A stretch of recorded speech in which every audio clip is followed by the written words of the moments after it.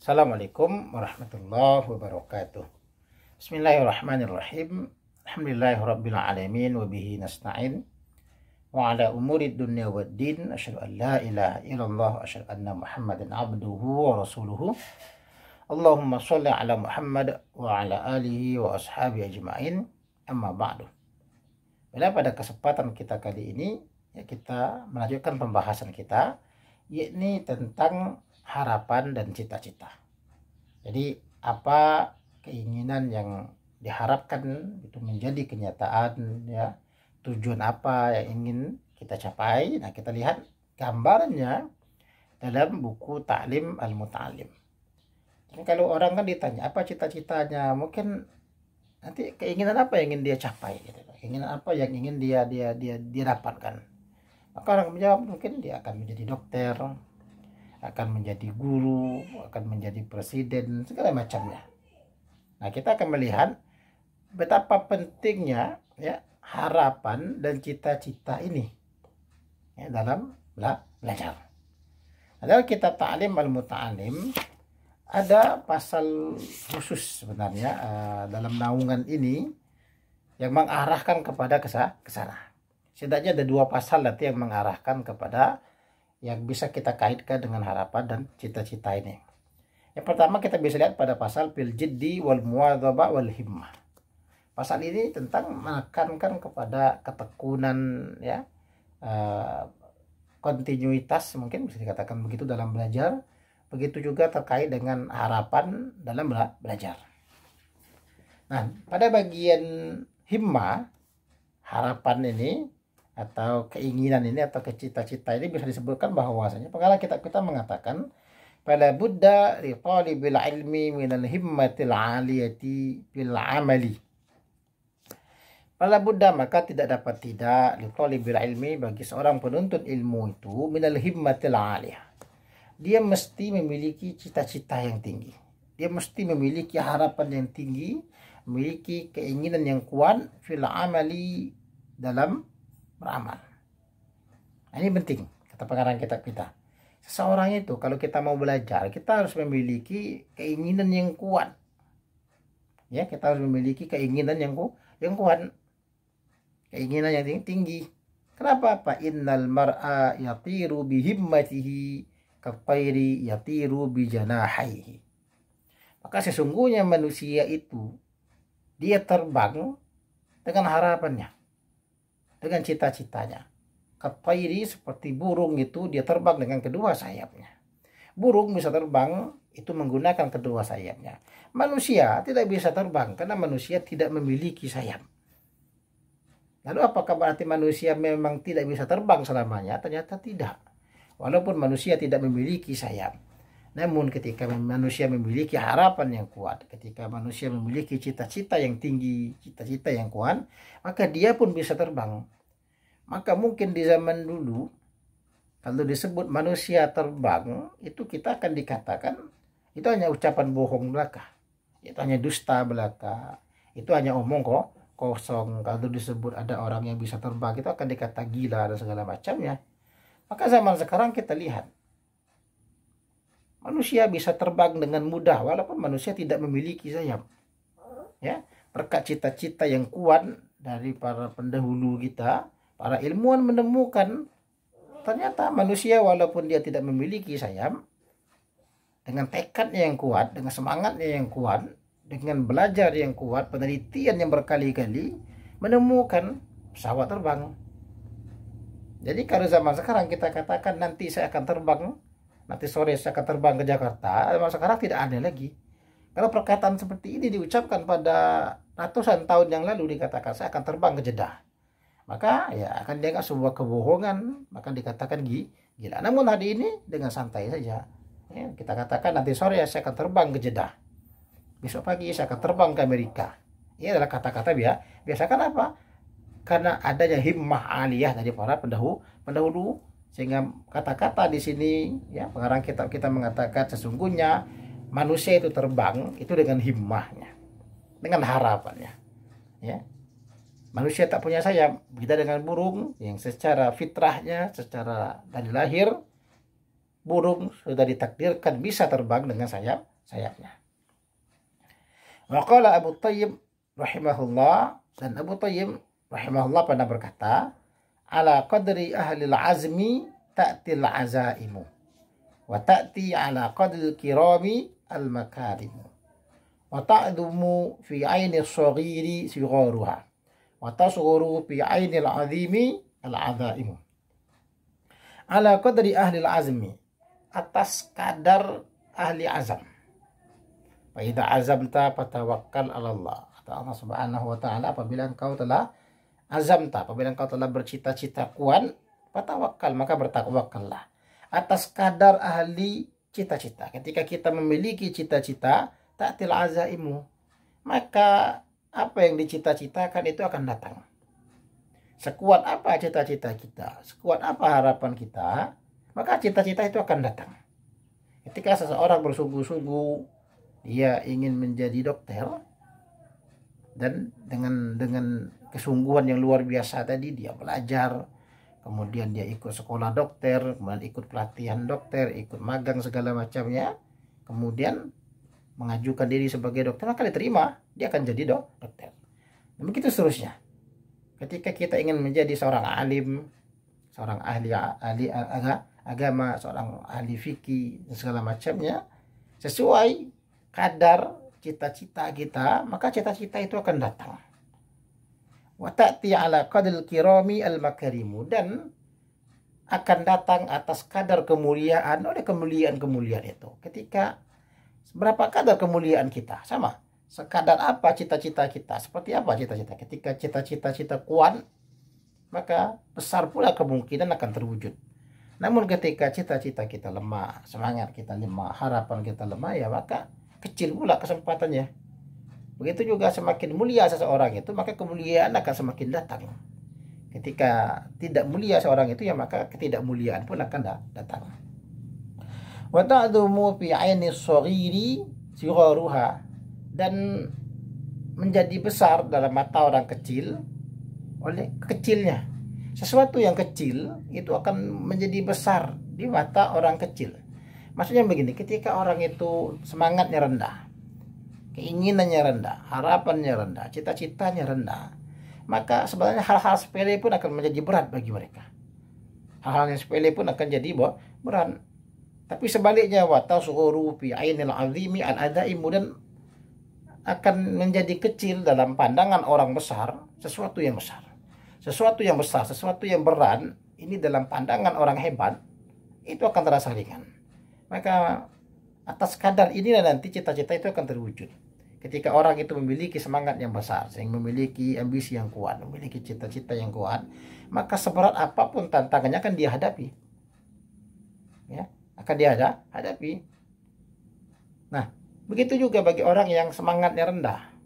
Apapun nanti masalahnya itu akan terasa berat. Ya, apapun akan terasa berat, sehingga ini akan mengganggu terwujudnya harapannya, terganggu terwujudnya cita-cita, karena harapannya kecil. Harapannya kecil, rintangan kecil akan terasa berat.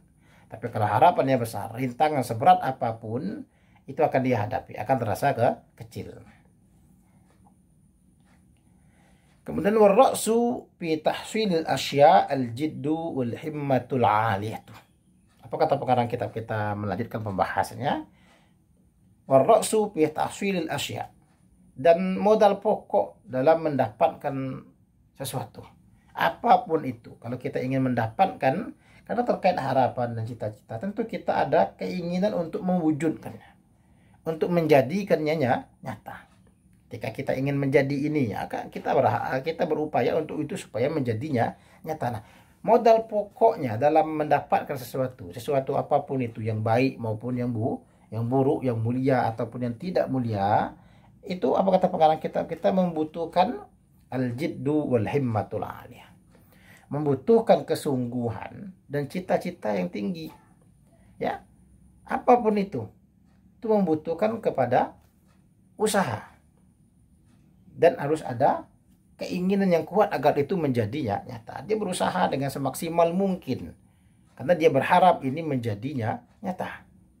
Ya, kita umpamakan begitu ya, seperti seseorang itu ingin menjadi dokter. maka dia akan bersungguh-sungguh. Ya, kenapa? Dia punya harapan yang kuat agar jadi dokter. Seorang ingin menjadi presiden misalnya, dalam hal duniawi ya, dalam hal jadi presiden misalnya, maka dia akan bersungguh-sungguh karena dia punya harapan yang kuat. Ya, tuh. Pamangkanan himmatuhu hibdho jami'a kutubi Muhammad ibnil Hasani waqtarana bidzalikal jidda wal muwadzabata fadzahiru annahu yahfadzu aktsaraha aw nisfaha. Karena kita memberikan contoh. Apa kata beliau? Pamangkanan himmatu, barang siapa yang dia keinginannya, harapannya, berharap dia bercita-cita hibdza jami'a kutubi Muhammad ibn al-Hasan, untuk menghafal semua kitab-kitabnya Muhammad bin Al-Hasan. Waqtarana bidzalikal jidda wal muwadzabah. Di samping dia punya keinginan yang kuat tadi, dia bersungguh-sungguh, dia terus-menerus menghafalnya, fadzahiru, maka nyata baginya apa? An yahfadzu aktsaroha aw nisfaha. Maka dia akan menghafal kebanyakan daripada kitab-kitab Muhammad bin Al-Hasan aw nisfaha, atau minimal separuhnya. Muhammad bin Al-Hasan memiliki kitab-kitab yang tebal, memiliki kitab yang banyak. Apa kata pengarang kita? Itu kalau memang dia punya harapan yang kuat, dia punya cita-cita yang tinggi untuk menghafal semua kitab itu, dia akan hafal. Kita ambil sederhana saja mungkin ya. Kalau ini terlalu tinggi jika ingin menghafal kitab-kitab tebalnya para ulama ya. Seseorang yang memiliki cita-cita yang tinggi, memiliki semangat yang kuat, dia berharap dia bisa menghafal Quran ya. Dia berharap menghafal Quran, dia bercita-cita menjadi mampu menghafal Quran. Dia sungguh-sungguh, dia terus-menerus, dia atur waktu ya. Dia atur waktu, dia segala macamnya, dia bentuk lingkungan yang bagus, maka cita-cita tadi akan terwujud.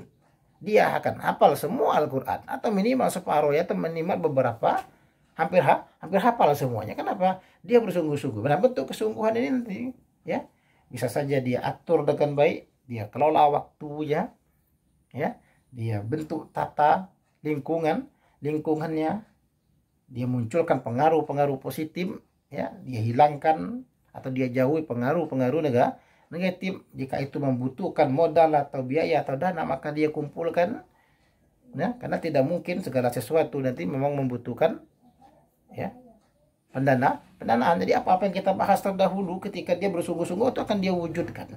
Dia cari guru yang akan membimbingnya menghafal Quran. Kemudian dia cari teman dalam belajar, sehingga membentuk lingkungan yang mendukung ya, membentuk lingkungan yang memunculkan pengaruh yang positif dalam belajarnya, sehingga konflik-konflik negatif, pengaruh-pengaruh negatif itu berkurang. Dan itu semua membutuhkan biaya, dan dia menyediakan biaya itu. Dia bersungguh-sungguh, kemudian ya diatur waktu. Nah, maka akan terwujud, dia akan menjadi seorang penghafal Quran. Nah, begitu. Namun kalau keinginannya kuat, Al-Quran yang tebal itu baginya mudah dia lalui. Namun ketika harapannya lemah, cita-citanya rendah, maka kita temui mungkin, maka dia akan menemui nanti disulit, ini susah. Nah, itu. Sehingga akhirnya tidak jadi menghafal. Fa amma idza kanat lahu himmatun 'aliyatun wa lam yakun lahu jiddun aw kana lahu jiddun wa lam takun lahu himmatun 'aliyatun la yahsulu lahu illa ilmun qalilun. Apa kata pengarang kita melanjutkan? Maka adapun apabila baginya itu ada cita-cita yang tinggi, namun tidak ada baginya kesungguhan. Kan nanti ada orang begitu ya, cita-citanya tinggi, ingin ini, ingin itu, bisa ini, bisa itu, namun tidak bersungguh-sungguh. Atau ada orang itu bersungguh-sungguh, rajin betul ya, namun tidak memiliki cita-cita yang tinggi, la yahsulu lahu illa ilmun qalilun, maka dia tidak akan dapat kecuali hanya ilmu yang sedikit ya. Dia bersungguh-sungguh, cuma arahnya tidak jelas. Ini kita katakannya dia bersungguh-sungguh, dia kerjakan, dia belajar dengan mantap segala macamnya, tapi cita-citanya tidak jelas. Kalaupun dia dapat, hanya dapat sedikit. Begitu juga nanti ketika ada orang yang cita-citanya tinggi betul namun tidak bersungguh-sungguh, ya jadinya hanya sebatas hayalan, maka dia tidak akan dapat ilmu ya kecuali hanya sedikit. Nah, ini tentang pentingnya harapan atau cita-cita ini. Lalu kemudian pengarang kitab kita kembali kepada pasal-pasal awal. Faslun fin niyati fi halit ta'allumi. Terkait dengan ini kita juga perlu membicarakan tentang niat. Ya, kita juga perlu membicarakan tentang niat. Kenapa? Tsumma la budda lahu minan niyati fi zamani ta'allumil ilmi. Kemudian tidak berupa niat pada waktu menuntut ilmu. Seorang pelajar maka dia harus punya niat. Apa niatnya belajar? Kenapa? Idin niyatu hiyal aslu fi jami'il ahwal. Karena sesungguhnya niat itu adalah pokok, adalah asal dalam setiap keadaan, apapun keadaan. Niat itu sangat penting. Kenapa? Qala Nabi sallallahu alaihi wasallam, innamal a'malu binniyati. Karena sesungguhnya amalan-amalan itu dengan niat-niatnya. Kata Nabi SAW, apapun perbuatannya itu, kita belajar ataupun yang lainnya, bukan hanya sholat saja yang butuh niat, ya bukan hanya puasa saja yang perlu niat, apapun itu termasuk belajar. Karena belajar ini adalah sesuatu yang sangat mulia, salah satu bentuk kewajiban, maka ini pun juga memerlukan niat. Kemudian diriwayatkan wa an Rasulullah sallallahu alaihi wasallam, kata pengarang kitab kita, ada riwayat dalam riwayat itu disebutkan kam min amalin yatasawwaru bi surati amalid dunya thumma yasiru bi husnin niyyati min a'malil akhirah, wa kam min amalin yatasawwaru bi surati amalil akhirah thumma yasiru min a'malid dunya bi su'in niyyati. Ya, dalam satu riwayat Nabi Shallallahu alaihi wasallam bersabda, kam min amalin, seberapa banyak dari amalan itu yatasawwaru bi surati amalid dunya. Amalan itu bentuknya adalah amalan duniawi yang tidak ada hubungannya dengan ukhrawi. Kalaupun ada hubungannya, hubungan tidak langsung, yang secara apapun dilakukan bukan hanya oleh dia, maka disebut amalan duniawi. Seperti makan, minum, apapun itu. Bukan hanya manusia makan dan minum, binatang pun juga makan dan minum. Tidur bukan hanya manusia, bukan hanya seorang muslim saja yang tidur, semuanya tidur. Nah, ini lebih masuk kategori amalan dunia yang sebenarnya tidak ada nilai apa-apanya, hanya bagian daripada proses kehidupan saja. Summa yasiru bi husnin niyati min a'malil akhirah. Kemudian amalan dunia ini tadi yang sebenarnya tidak diperhitungkan ini tadi, dia bisa berubah dengan bagusnya niat menjadi amalan-amalan akhirat, menjadi amalan yang mengandung pahala, yang ada balasannya di akhirat. Makannya ada nilai ukhrawinya di sana. Tidurnya mana dapat pahala. Namun di saat yang sama manusia akan tidur. Karena tidur adalah bagian daripada amalan duniawinya manusia. Binatang pun juga begitu. Nah, tetapi dengan niat yang bagus, tidurnya tadi bisa mendatangkan pahala. Makannya bisa mendatangkan pahala. Wa kam min amalin yatasawwaru bi surati amalil akhirah thumma yasiru min a'malid dunya bi su'in niyyati. Lalu kemudian berapa banyak pula dari amalan yang bentuknya amalan akhirat, dia salat, dia zakat, dia haji, dia jihad dan segala macamnya, yasiru min a'malid dunya, itu berubah menjadi amalan dunia bi su'in niyyah, karena niat yang buruk. Salatnya kalau dilakukan dengan riya, maka salatnya tidak akan bernilai. Nah, begitu. Puasanya jika dilakukan dengan riya, maka puasanya akan menjadi sia-sia. Nah, ini dalam buruknya niat ini tadi, ini bisa mempengaruhi amalan-amalan manusia. Amalan yang tidak bernilai pun kalau niatnya baik, maka akan menjadi baik. Perbuatan baik kalau niatnya buruk akan menjadi buruk. Sehingga ini penting bagi seorang penuntut ilmu. Nah, kalau di kitab kita ini di bagian pasal-pasal awal, ini adalah masuk kategori pasal yang kedua setelah pengarang kita membahas tentang definisi ilmu. Lalu beliau langsung masuk kepada pasal niat, karena pentingnya niat ini, sehingga penuntut ilmu tidak salah niat beliau arahkan bagaimana niat yang tepat dalam belajar. Beliau memberikan gambaran tentang niat-niat yang semestinya ada pada diri seorang penuntut ilmu itu.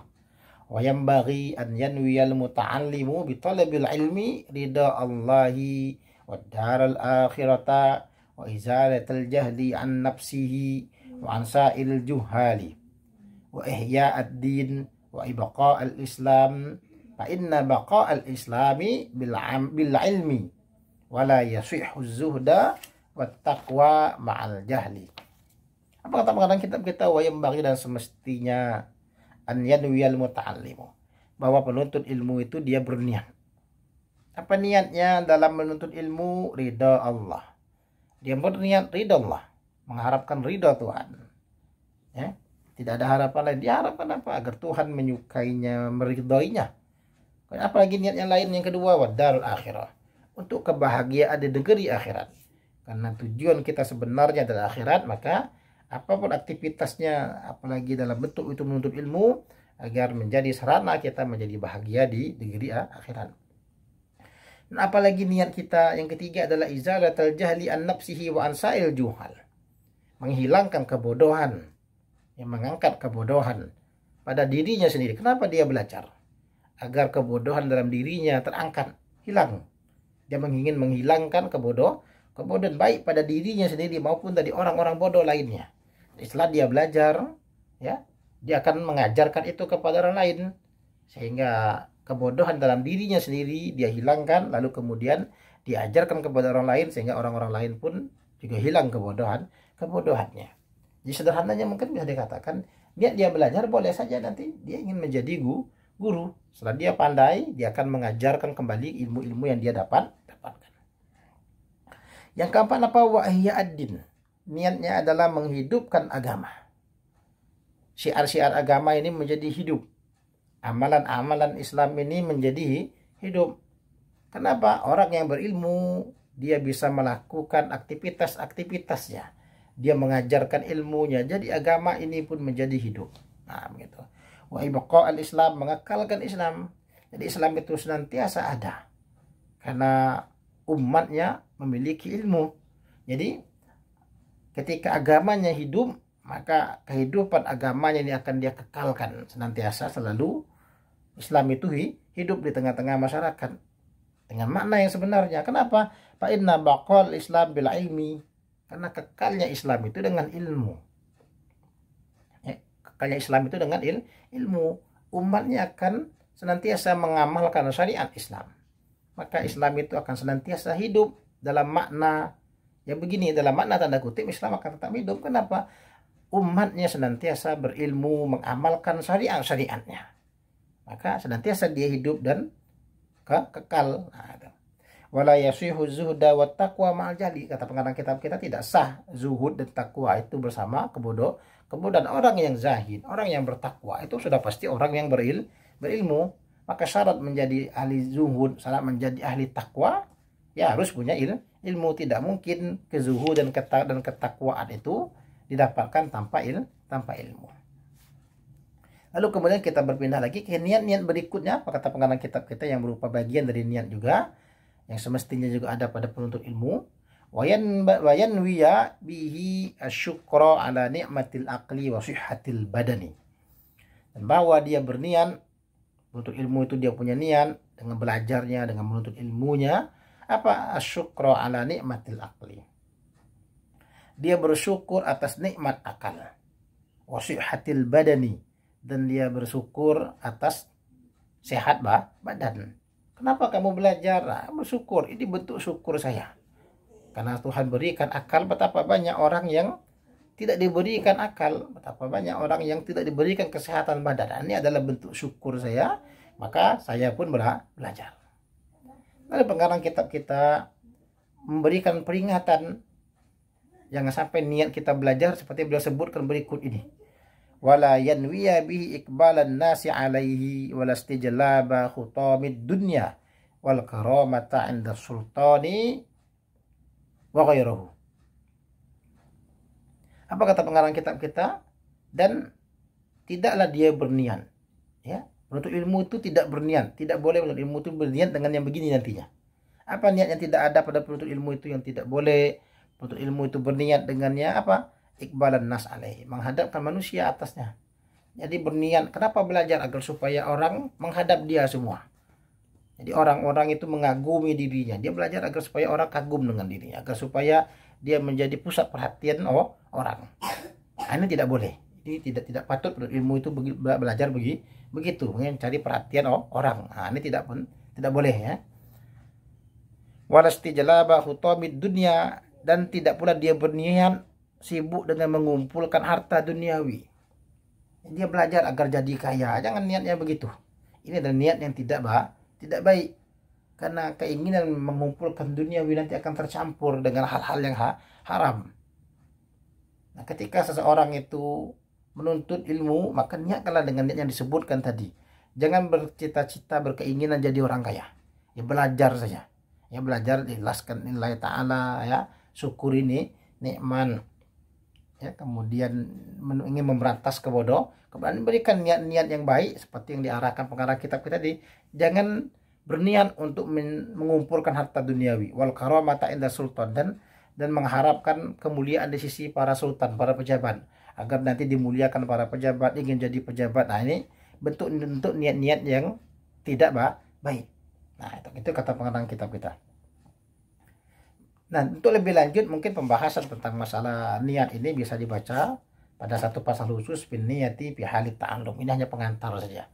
Silakan nanti dibaca lebih lanjut tentang pasal niat, ya. Begitu juga macam bagaimana bentuk-bentuk niat yang semestinya, nah diuraikan secara khusus oleh pengarang kitab Ta'lim al-Muta'allim dalam pasal niat ini. Baiklah, dari sini bisa kita simpulkan bahwasanya sangat penting bagi penuntut ilmu itu dia harus memiliki harapan yang kuat. Dia mesti memiliki cita-cita yang tinggi, dan dia harus memiliki niat yang benar. Akhtatim bi qiraati hamdalah, alhamdulillahirabbil alamin, subhanakallahumma wa bihamdika, asyhadu an la ilaha illa anta, astaghfiruka wa atubu ilaik. Wassalamualaikum warahmatullahi wabarakatuh.